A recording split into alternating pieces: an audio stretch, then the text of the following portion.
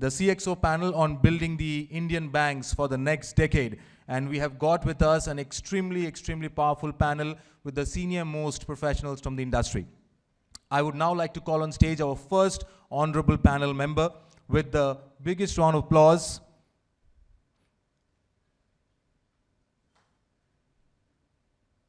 Thank you. Can we have, with a big round of applause, our first honorable panel member joining the CXO panel, Shalini, Warrier, Executive Director and Business Head, Retail, Federal Bank. Welcome, madam. Welcome to the CXO panel. We are extremely delighted and honored to have you.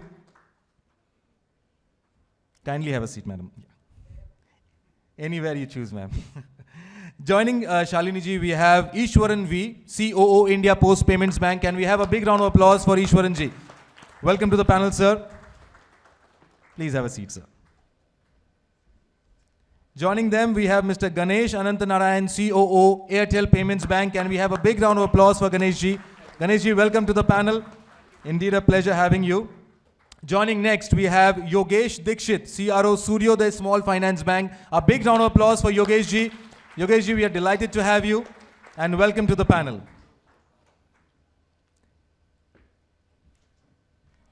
Joining next, we have Mr. Sapan, Parekh, co-founder, Leegality. A big round of applause for Sapan. Sapan, welcome to the panel. Indeed, a pleasure having you. Joining next on the panel, we have Mr. Dheeraj Mohan, Head Strategy, Equitas Bank. A big round of applause for Dheeraj. Dheeraj, welcome to the panel.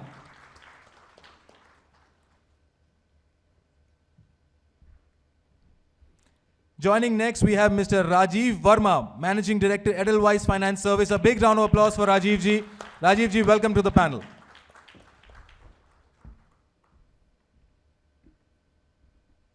And now I would like to call on stage the honorable moderator for this wonderful CXO panel, Mr. Easwar Subramanian, Banking Solutions Director, Oracle. Easwar, welcome to the panel. Easwar, all over to you, captain of the ship, and quite a task with this panel of powerful stars here. So wishing the panel all the best, Easwar. Mic check. Works. Firstly, it's an honor to be here. It's a star-studded panel, right? So I'm sure it's going to be a fun 60 minutes of conversation that we're going to have. And I hope I do a good job, please. I will, Shalini ji. All right, so I think over the last day or so, the audience here has heard that the banking models are changing, customers are changing. So I'll start with you, Shalini ma'am. What in your view are the fundamental drivers which are, or the disruptors which are changing the banking landscape as we speak in the near term and for the decade that's coming in? Good afternoon, everybody. Pleasure to be here. I've never seen a panel this big on the stage, so Easwar has his task cut out, but we'll try and do justice to the questions. So I think it's, sometimes I think it's difficult to say how banking will look 1 week from now, but it's easy to say how banking will look 10 years from now. Having said that, I think a couple of things that I come to my mind, and one is clearly customer expectations are changing a lot, and this is true day by day. I think we've reached a stage where customers expect the, the convenience of a Swiggy or an Uber or an Amazon, while at the same time wanting the trust and security of a large bank and the backing of that. So customer expectations, and that comes from the exposure that customers are having now. They're used to a lot of experiences out there. So the first kind of overarching theme is it's very difficult to keep pace with customer expectations. One has to be on one's toes to understand how customer expectations are changing. The second one is really that the cost and effort involved in switching banks has virtually disappeared. Today, it's so easy to switch a bank from one to the other between, you can open an 811 account today, you can open something with Federal tomorrow, you can do something else with Fi or Jupiter day after. So the cost of switching, the effort of switching banks has changed, which makes it even more difficult for banks to retain customers and deepen their the penetration. So I think that's the second trend that one has to look out for. The third aspect of it is this, what I call the congruence between data proliferation on one end and data privacy on the other end. We have tons of information not just in the bank, but even outside the bank, the digital footprint that customers leave, the stuff that is out there in the digital space. But on the other hand, one's got to be conscious that there is data privacy also. So where do you kind of draw the line? How do you use this data effectively while respecting the data privacy? And that's clearly something that's going to be evolving. And the fourth trend that I think is clearly happening is, fraud is increasing. Cybersecurity becomes a big requirement, and therefore the investments that need to be made to not just keep pace, but try and be ahead of fraudsters is a huge investment that banks have to make. So if you look at all these four trends, clearly the banking of the future is going to be very different from the banking of today, and each of these have different solutions at different points in time, which I'm sure we can explore through the panel.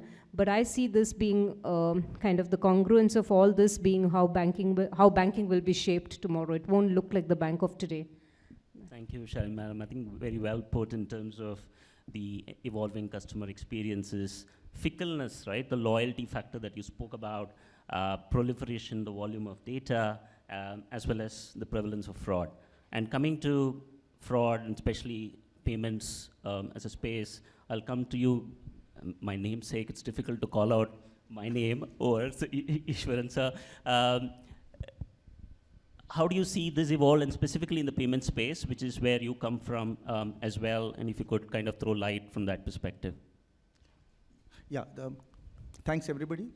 To take it forward from where Shalini has spoken, the customer becomes the king as usual, and customer-centric approach, as we all know, that goes to the next level, if you ask me. If you look at post-COVID and during COVID, people are now used to chatting to a bot. Even personally, I was not comfortable chatting to a bot or talking to a voice recorder who is not a human being. Now, if you see, we are all very comfortable talking. We are comfortable dealing. We are comfortable interacting with the bot. So that's where the future is, where the future is going to be a omni-channel, where we will see more and more of automation, more and more customer-centric. Again, data, how much data we are able to pick up, how much we are able to mine, and we are able to produce it to the customer when he wants it. So that's where it coming to. Then it's a question of partnerships, because there's a very thin line which divides the fintechs between the banks.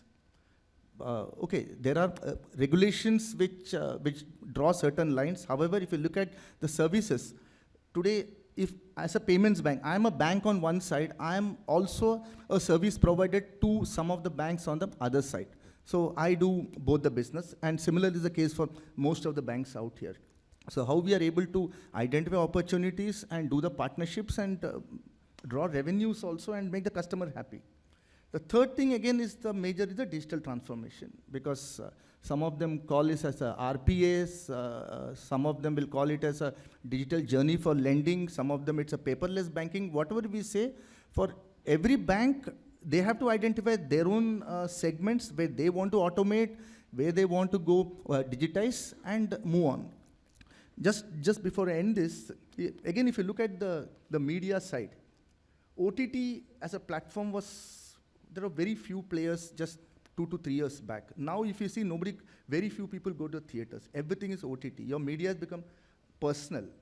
Your movies have become personal. You can see what you want, when you want, how you want it. So that's where I feel banking will go. Banking will be completely on-demand kind of service.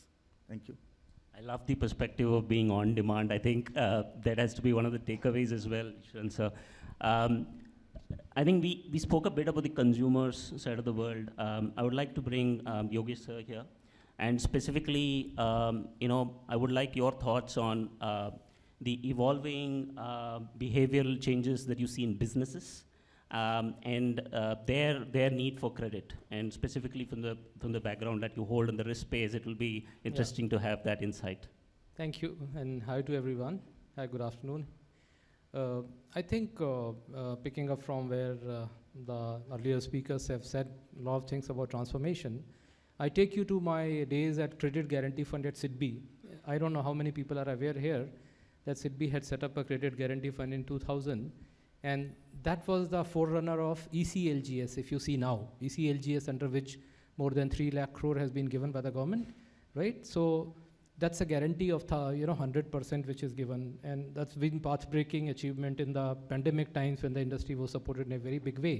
The thought process was that if you have to serve this country so big, so large, and small entrepreneurs, how do you provide? So one is that you decide that you give guarantee, right? The second thing is, how do you reach out? How do you ensure that turnaround time is there, right? So we had, at that time, that's a public sector, and we had, put in place a completely digital channel through which, the approvals will happen through the system. So no manual intervention. Request comes from Guwahati in the morning, by evening the guarantee is given. So the banks will be empaneled based on their track record and all that. So I think I would say that while this is something which can happen, and I gave you a live example, it's a big example, which we saw we reaped the rewards in ECLGS, wherein people got guarantees and they could move on with their working capital requirements during the pandemic. The very important part I want to highlight is that all this is fine, but the spirit behind this is that the customers are, really, or borrower are aware of their responsibilities, because as we go digital, we accept the words as facts, right? Data as facts. In that scenario, I think, in my view, as the governance improves, the expectation is that whatever is being told to the financial institution and banks, that is authentic. I can believe it. You look at from the bank's viewpoint, you look at from the rating agency viewpoint. This is another my stint I had at CRISIL. So from the rating viewpoint also, it's very important. What had you promised in the last quarter? What have you achieved? Or the last year, what have you achieved? So that lends a lot of credibility to your, the work, how you put it in. Coming back to the other part of, what can, happen in credit side is something which Ms. Shalini has already identified, that customers want that experience and omni-channel servicing and all that. But, how do we address the project funding part? While consumption funding and others are very easy to fund, based on data and all that, I think a lot of work is going to happen in the space of, project funding. How do you, assess that data properly? So I think, in my view, the initiatives like, registry, full credit registry, which will have all data, including credit bureaus data, plus the data on, the consumption side, the electricity bills and all that, utilities, payments behavior. If you have an integrated thought process, and I think RBI had that thought process, in place. Don't know what is the status at the moment, but I think those are the things which will really drive the borrower behavior, and I think that will benefit the financial institution as well. So what I mean is that more and more integration. And if you integrate, then there's a scope for manipulation and is reduced. And it's expected that going ahead, the borrowers will also display that behavior. And that's why a regulator in this country is also very keen that everything is integrated, seamless, so that the data is, is very, very authentic. So I think I see these are the themes which will, be very, very important. Anybody who wants to access credit at a lesser cost, with a good turnaround time, keeping his requirement in mind, I think he also has equally important role to play in terms of authenticity for the information which he's putting together. Yeah, thank you. Very well put, Yogesh sir. I think the democratization of trusted data was one of the key takeaways I would do there. And I think you spoke about project finance and corporates in general. At the other end of the spectrum are the MSME segment, and obviously the bottom of the food chain. And financial inclusion is a key element for India to go forth in the coming decade. Rajeev sir, I would like to bring you in on how you see financial inclusion getting changed completely with technology, and how do you see this in the coming decade as well?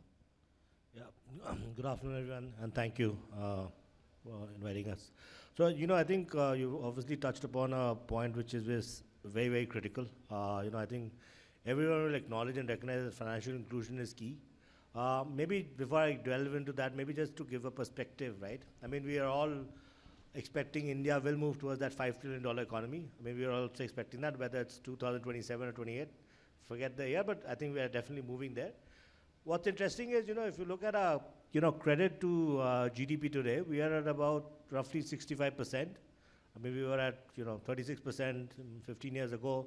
We are still way lower than what we are seeing in other global economies, whether it's the US or Japan or any of those economies, which are well north of 150%. even if our credit was to go to 85% or 90% over the next 5 years, and that's obviously a clear outcome if India's economy has to become a $5 trillion economy, that is not possible unless credit goes to the last mile. So financial inclusion is as much a criticality for India's economy to become a $5 trillion economy and for credit penetration to actually make it there.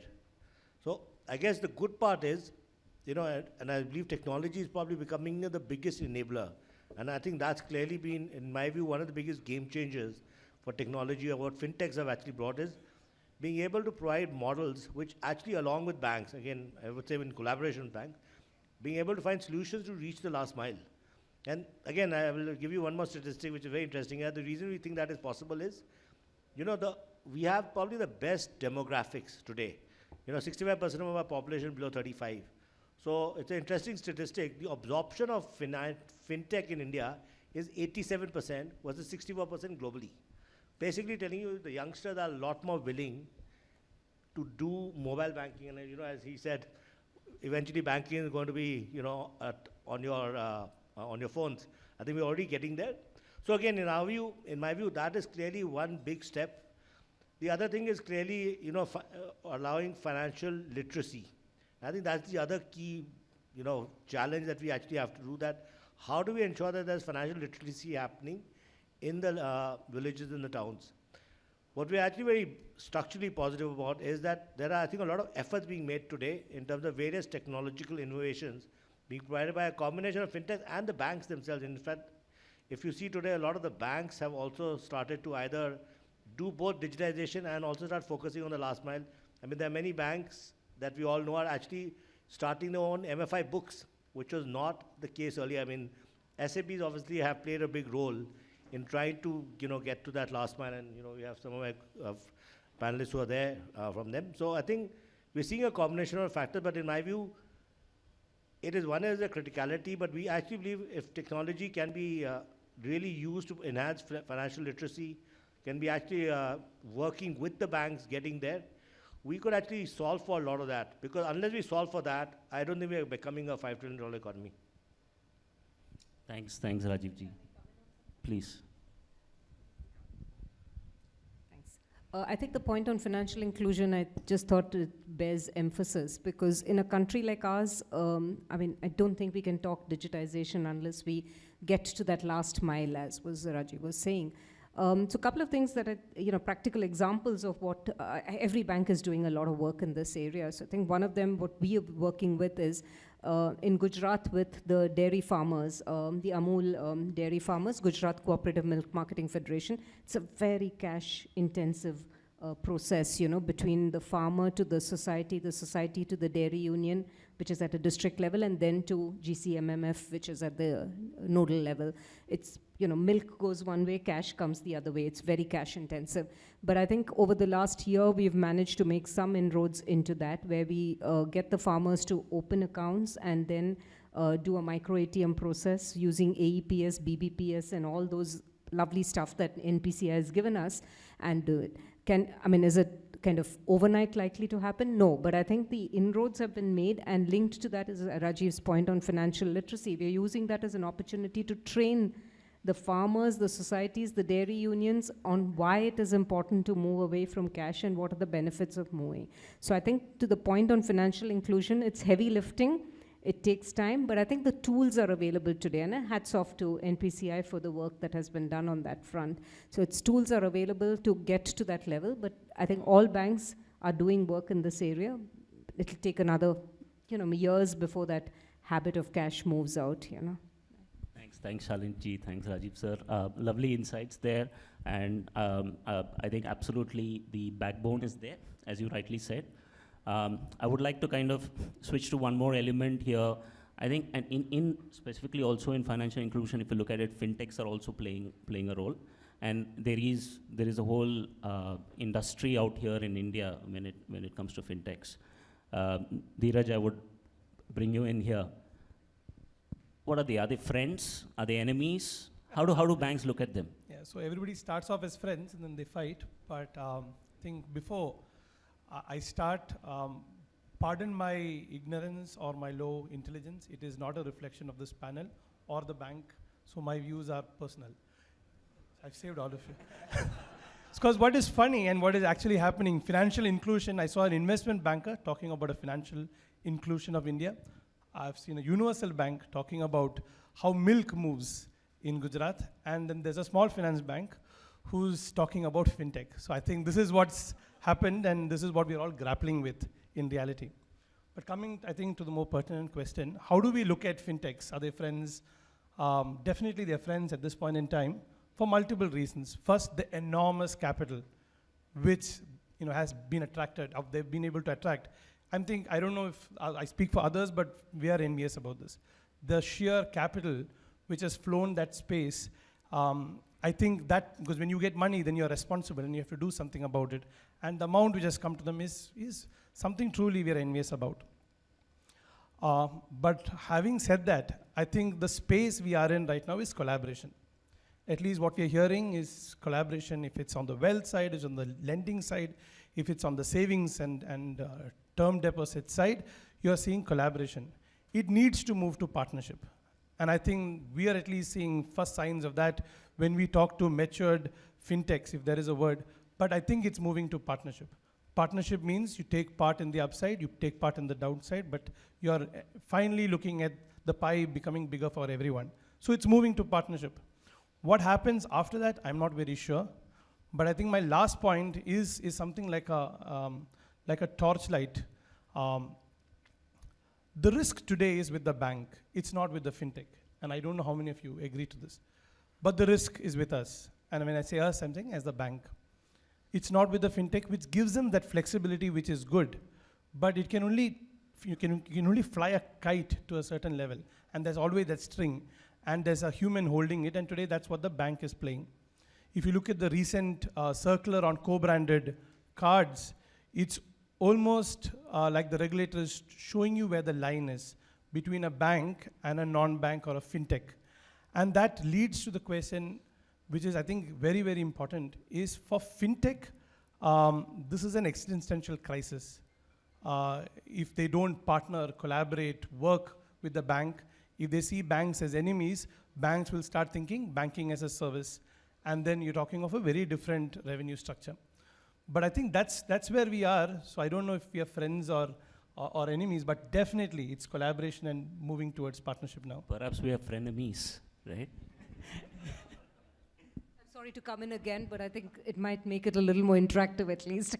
But I think there are fintechs and fintechs, right? Various kinds of fintechs. So I think Federal Bank is probably out in the public domain. If you look at our investor deck, you'll get to see what we do on fintechs. It's quite open and direct in our investor deck. We have about 50 of them. I know 2 of them, at least, that are one fellow panelist here. I don't know whether you call yourself a fintech or not, but anyway, Leegality, and I can see Ankur there from Lentra. So I think to the point that I think Dheeraj rightly made, I do believe that this is purely about collaboration. And when I say I mean Federal Bank and myself personally. It's about collaboration. It's about making sure you know what your strategy is. For Federal Bank, it's pretty clear. We're very clear that this is giving us access to a customer base that we would not have got in the normal course. Opening accounts which normally would not have come through our doors, and therefore opens up the opportunity for the customer as well as for us to experience Federal Bank. So I think the short point is there are different kinds of fintechs. Banks have to be very clear. What is the purpose behind approaching these fintechs? What is the rationale for the collaboration? It's got to be mutually beneficial, otherwise it's not going to last. And then, work out the strategy. No one-size-fits-all approach will work in this case. Absolutely, Shalini.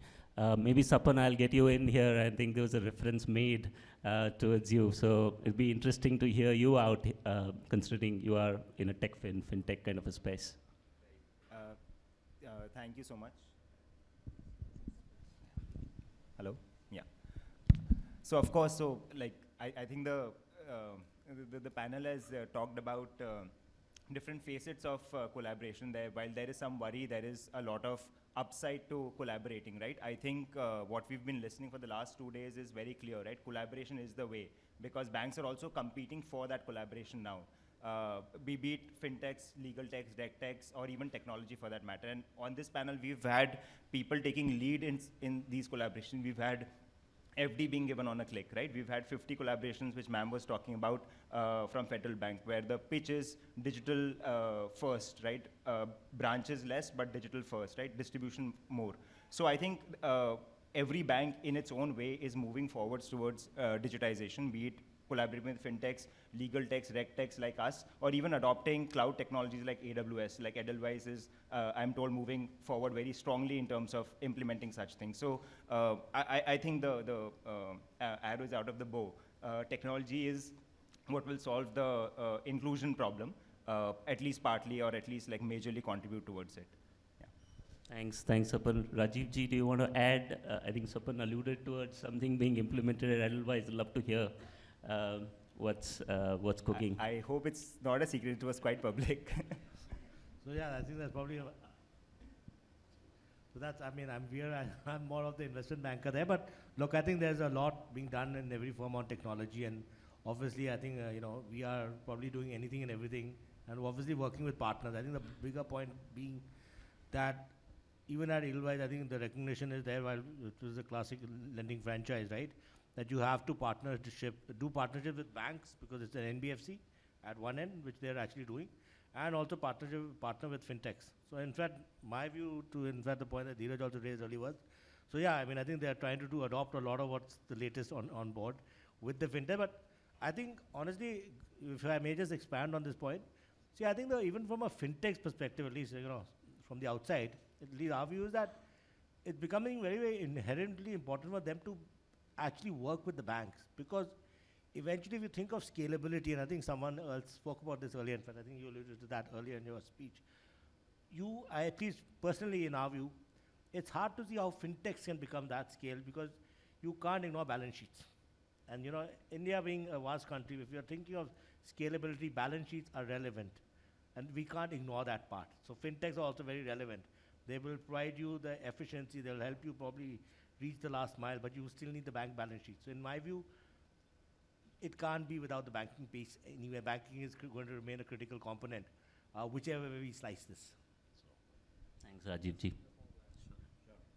I think that topic is quite interesting on collaboration. So I would like to add a bit of from my side. Collaboration is good for the country and the regulator and the government if it is serving the mass, right? Which is the objective of all of us. If we can serve the Indian economy, right? Segment which is underserved, unserved, and at Suryoday, it's top priority for us to get digitized and collaborate. I would say that from my previous experience and current experience and all that I think banks would learn a lot from on the technology side from fintechs. Very, very important. At the same time, it was mentioned that they could get a lot of capital. So this good lot of capital to experiment, and then banks absorbing the body of knowledge and putting into implementation to serve the people. So what is important about bank? The sustainability of raising resources which is there with the banks is something which is very difficult to get in any other type of model. You look at DFI, or you look at NBFC, very difficult. And why regulator is so sensitive about these boundaries and all that, because the risk management, which is very, very important for a bank, because it's public money they are holding, that if that gets impacted, that gets destabilized, RBI will be or regulator will be extremely concerned. So I think one has to get that perspective that this is the reason for sensitivity. And I think should not be any end to, in our view, collaboration. And our regulator itself has issued guidelines saying that banks can collaborate with NBFC.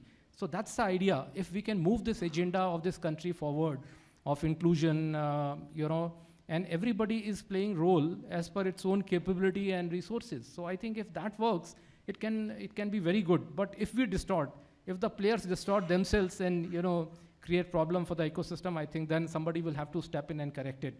Otherwise, this looks to be a very, very good agenda in my view. Thank you. I think spoken like a true CRO, Yogesh sir. Sorry. Okay. When you talk of fintechs, because nowadays if you look at it, it's become like a more fashionable to term the company as a fintech. So I always say when you take a fintech, when you look at a fintech, the division between how much is doing finance, how much is doing technology, that line also sometimes goes away. Because everybody calls them the fintech. And also when banks partner with a fintech or collaborate or integrate with the fintech, as we all said, you need to look at the scales because bank is going to stay for long. A fintech, because it might be a small company, how much is able to scale up to the requirements of the banks and the bank's customers. So that's the kind of main thing which we have to look at it. Okay, thanks. I'll bring Ganesh sir into the conversation now. I think everyone talks about banks need to digitize. What is digitization, right? I mean, are banks digitizing? And if yes, how do you measure it? I mean, is there a measurement criteria to it as well? So if you could. Sure. And specifically, just one point I would like to add. From your experience of having worked in cross industries and having seen other industries, I'd love that viewpoint as well. Sure. I'll more than happy to give my thoughts. I think most organizations, whether it's in BFSI or otherwise, look at solving two kinds of problems. One is how do we simplify the life of a customer? And second is how do you simplify the life of our partners or our employees and so on and so forth. I think those are the two, what I would say North Star metrics we need to sort of look at.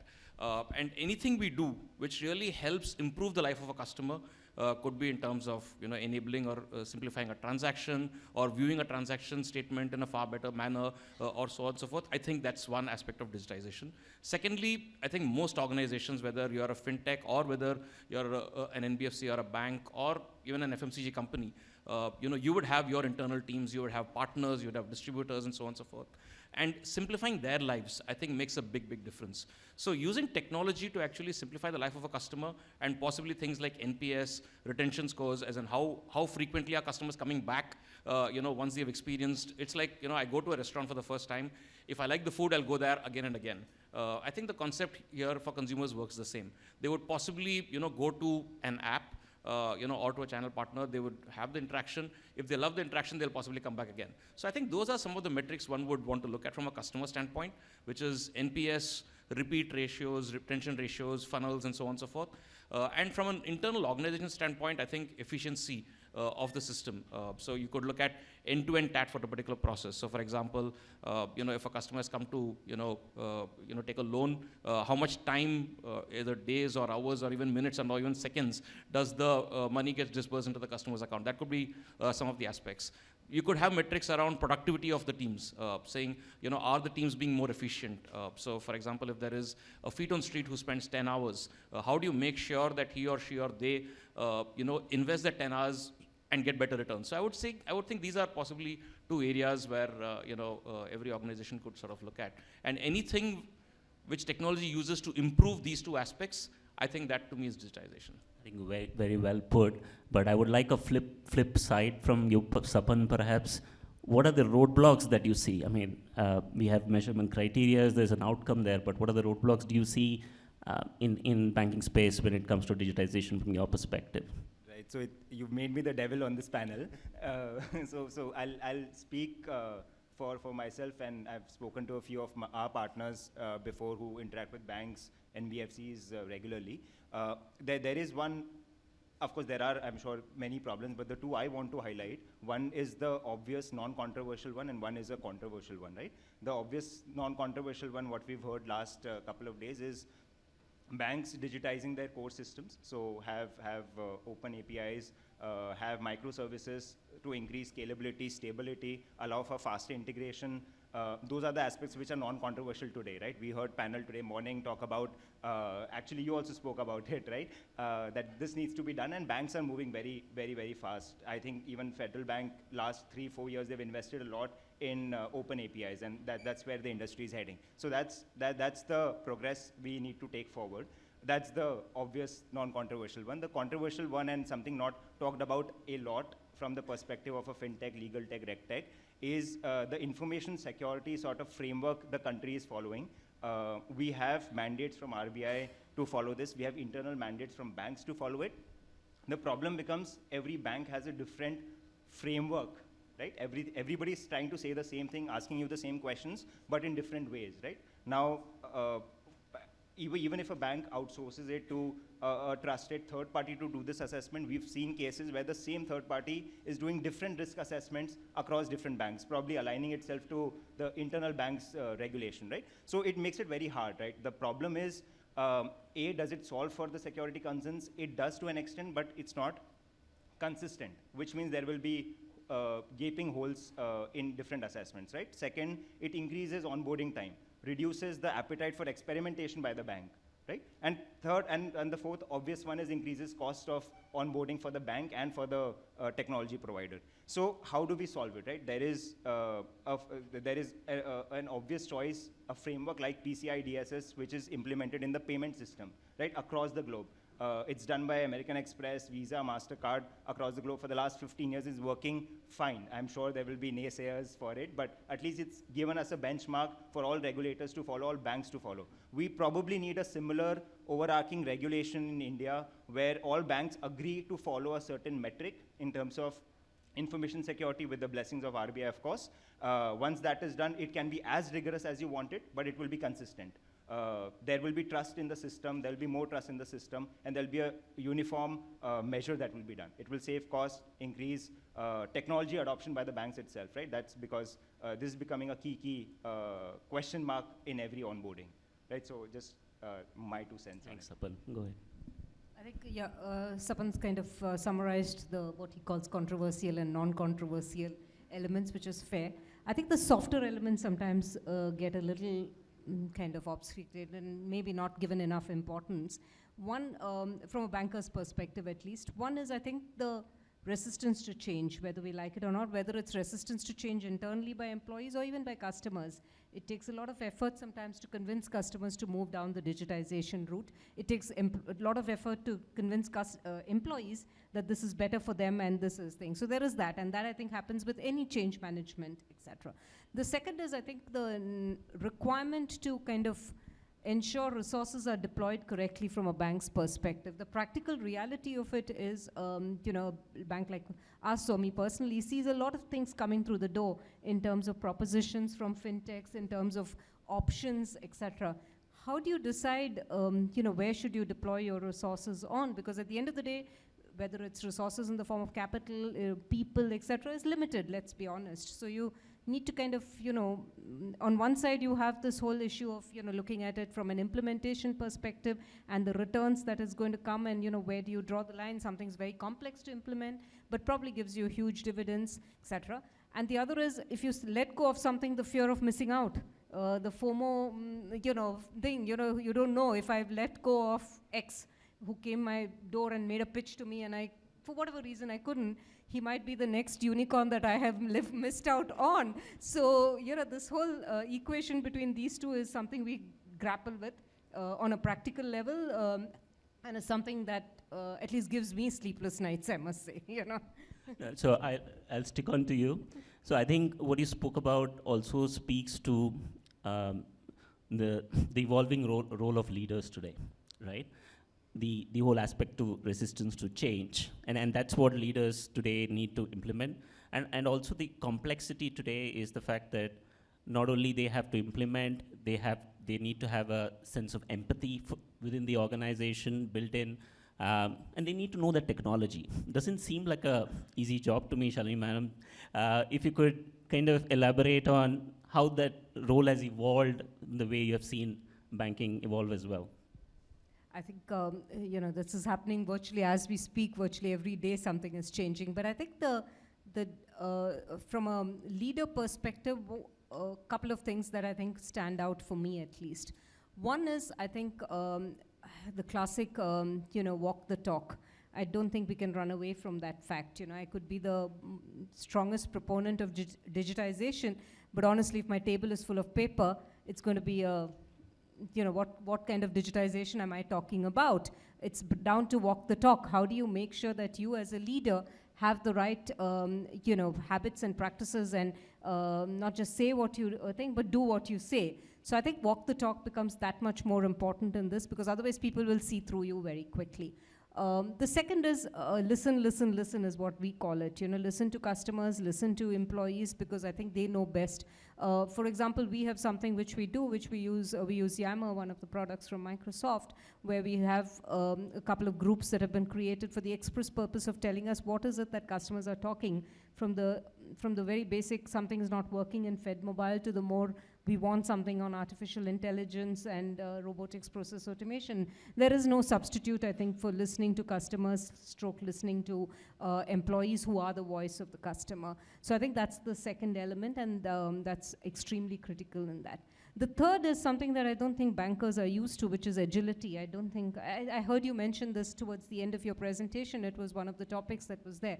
Having been in the banking industry for some time, I think it's very, very difficult for bankers to, display agility. They say the right things, me included, say the right things, but, do you really display it in form and fashion? And how do you kind of, display the agility? And then in deference to my risk colleague on the panel, how do you balance risk and reward is the other perennial debate that we have. We have it internally, we challenge ourselves to say, where do you do the thing? So I think leaders have to change in these respects. Leaders have to evolve with it. Leaders have to continuously learn what's out there, unlearn old things, relearn new things.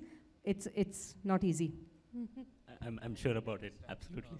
So I've got, thanks, Shalini. I've got 3 more points to add, I think, as leaders. One, and as Shalini had mentioned, is a term which is what I like to call it as psychological safety. I think for our teams and for our partners, giving that safety that technology is going to help you perform better and help you improve your earnings and help you sort of become possibly a better individual, better professional, versus a fear which employees or partners would have is to say that technology is actually going to replace me. I think that's one aspect as leaders. I think we need to really make sure that we display and we give psychological safety to the teams. I think that's one aspect. The second thing is possibly using case studies. And we've seen for us actually, given that we are a digital-only bank, it's a choice we've made that we'll never get into anything physical, and hence for us it's easier. But if you, and I've seen this in other organizations, if you take a particular project and solve it with technology, rather than solving it to traditional routes, you would always see that your cost to serve, your aspects around risk and frauds are far lesser than what it is if you did it using a manual route.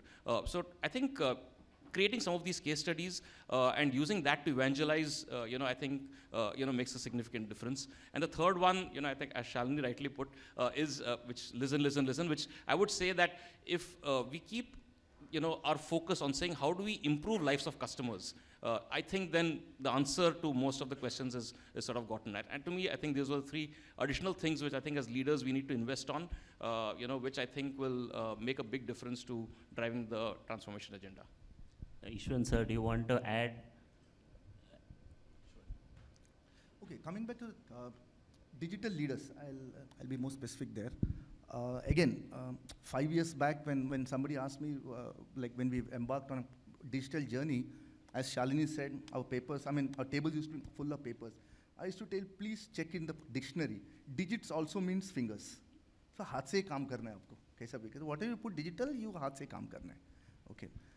So jokes apart, today's world in a rapidly changing digital environment, there's no, like we said, there's nothing which fits one fit which works for all. So as a leader, you have to take risk. You need to be in the right direction. You need to have the goal in sight, but you need to have the end state in sight. But your intermediate goals might change, so you have to take your team along with you. You might have failures because some of the digital things which you feel might work, might not work also. Or by the time the world might have changed, or some regulations might come in, which might stop you from going that direction. So you need to ability to take the risk, and also ability to convince your management on what kind of journey we need to embark. So you need to have a proper strategy. It might even be setting up a separate digital vertical, because whatever we say, technology should be the execution part, digital should be the thinking part. So get those business, translate into what you need, that should be done by the technology. So that's how I feel that should be the leader's vision in a digital world. Absolutely great hearing. I mean, especially all our leaders here, right? It's great hearing their thoughts, and the fact that walk the talk is the takeaway, but it's not easy to walk the talk. Please, sir. Very interesting subject. So I would like to add that, which is relevant to everyone, is that sometimes we think that there are certain rules by which we can play the game. But the point is that in life and business, the rules are still being written when the game is on. So I can't, lean on some rules. I can't be definite that if I do this, I'll get that. That's not possible anymore, right? And with more innovation happening, changes happening so fast, I think we need to, also participate in placing the rule in place, putting rules together and also play by that. So that's one. Second, I see that a very, very important thing will be external interface of the leader.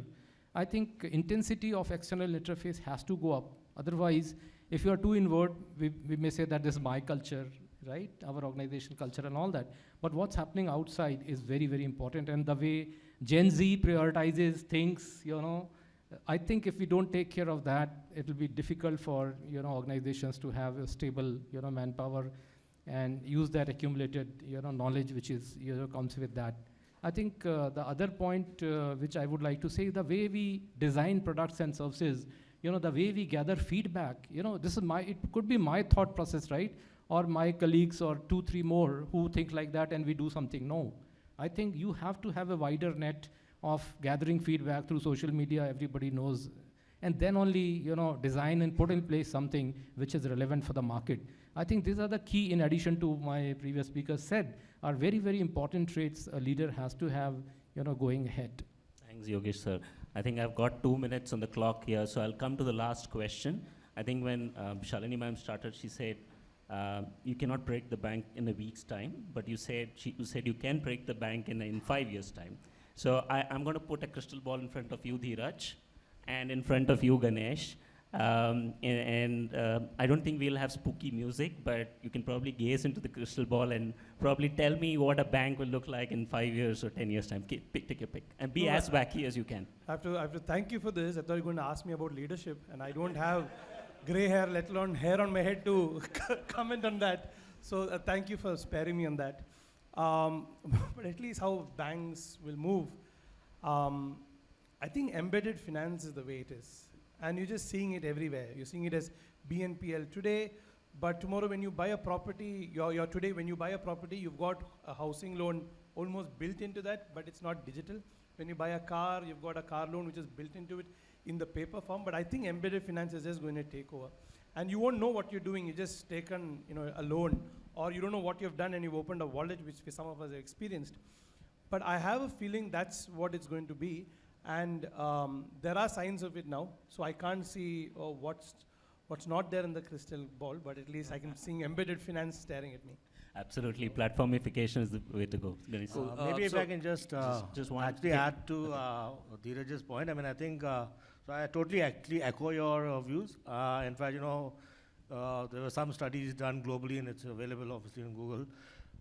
They're talking of the new talk globally is about how embedded finance could become a $7 trillion opportunity, right? Which is more than the value of the entire fintechs today. But to your point, I think that and banking as a software, as a service, right? I mean, clearly those are, I think there are enough trends pointing towards that. I think the initial signs of players moving there, but again, just wanted to re-endorse that. I think that's clearly what we share. Yeah, I'll just add half a second, we're running out of time. But the day banks start charging for as a service the way software giants do, I think then it's a game changer for all of us.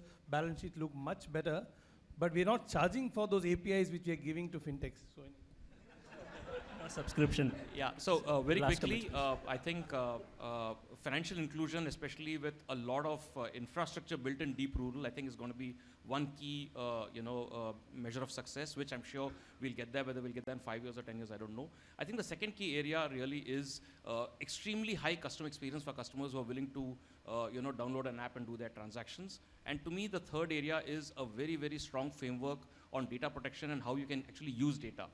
I think the account aggregator framework is one such step, but 5 to 10 years down the line, I would say that these are going to be 3 key themes which will define how consumers do those transactions. That's what I would say. Thanks, Ganesh. I think we are probably over time. That's what it says. So maybe we'll open the floor. have one question from the audience? All the panel members, and thank you so much, Easwar. For the interest of time, but I'm pretty sure the audience is going to have a lot of questions. So I'll make it sweeter, make it 2. Sure, ma'am. Absolutely, absolutely. Can we have a big round of applause for Shalini ji? Madam has a flight to catch, so she would be leaving the panel. Thank you so much, madam. We can take 2 quick questions from the audience. I would request all of you who will not have their questions answered, nothing to worry. You can take it offline with the panel members. So can we have the questions? Please raise your hand. We have one question from the gentleman in the back. Sir, please keep your hand raised because it's a full house. Yeah. And once you get the mic, please do introduce yourself and your organization, and very quickly your question and to which panel member. If it's a generic one, I think Easwar, you can decide who would be the right person to answer. Hello. Yeah. Good evening, everyone. My name is Kaustubh, and I'm from Bank of Maharashtra. So, first of all, thank you all the panel members, because this discussion is a very engaging one.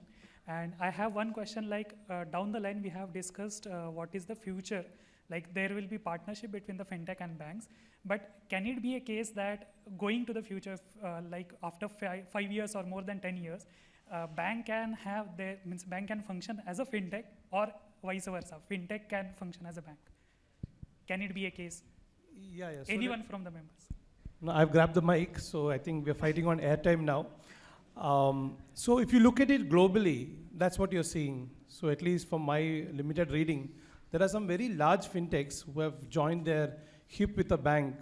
And you're seeing that in India. I think you're seeing, at least I'm aware of 2 or 3 banks who are talking about having subsidiaries move their digital product or asset into the subsidiary. So if you look at an 811 or a I might have read a wrong article, but at least that's what they are suggesting. And the reason why and banks are allowed to have subsidiaries. So the regulation allows that. So if it's in a subsidiary, then you've got access to capital without destroying the bank's balance sheet. And then you can grow. So a lot of banks are thinking that way. We are a 5-year-old bank. We've already thought of this.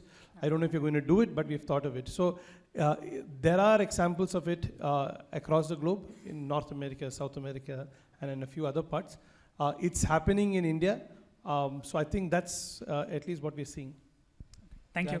Thank you so much, sir. And one final question for the panel. Please raise your hand if anybody has a question.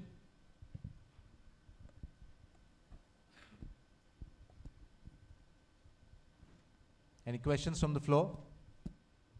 3, 2, 1. I think the panel answered most of the questions. there's no such question. But thank you so much. Ladies and gentlemen, big round of applause for this fantastic panel here. Shalini madam, she has left. So Shalini Warrier from Federal Bank, Mr. Easwaran V from India Post Payments Bank, Ganesh Ananthanarayanan from Airtel Payments Bank, Yogesh Dixit from Suryoday Small Finance Bank, Sapan Parekh from Leegality. We have Dheeraj Mohan from Equitas Bank, Rajeev Varma from Edelweiss Financial Services, and Easwar Subramanian moderating the panel from Oracle. A big round of applause. And before I bid adieu to this fantastic panel, I would like to call on stage Priyanka Gaikwad, Associate Director, Data Analytics from Altair, to do the honors. Priyanka, welcome to the stage.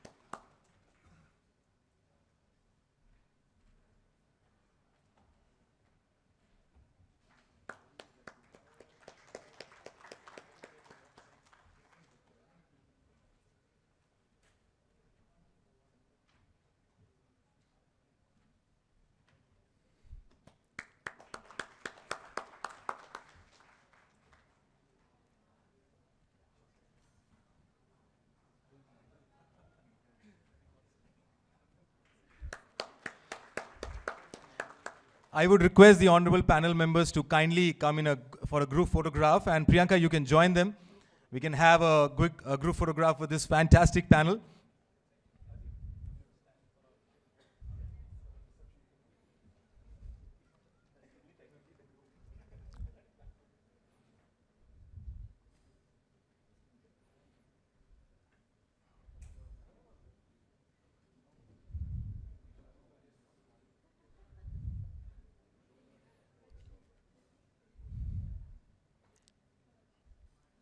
Fantastic.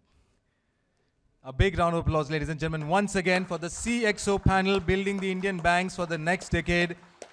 Fantastic lineup of industry experts and stalwarts here together. We are indeed honored to have all of you. Thank you so much, gentlemen. Thank you so much, Shalini ji. Thank you so much, Priyanka, for doing the honors. Wonderful having all of you here.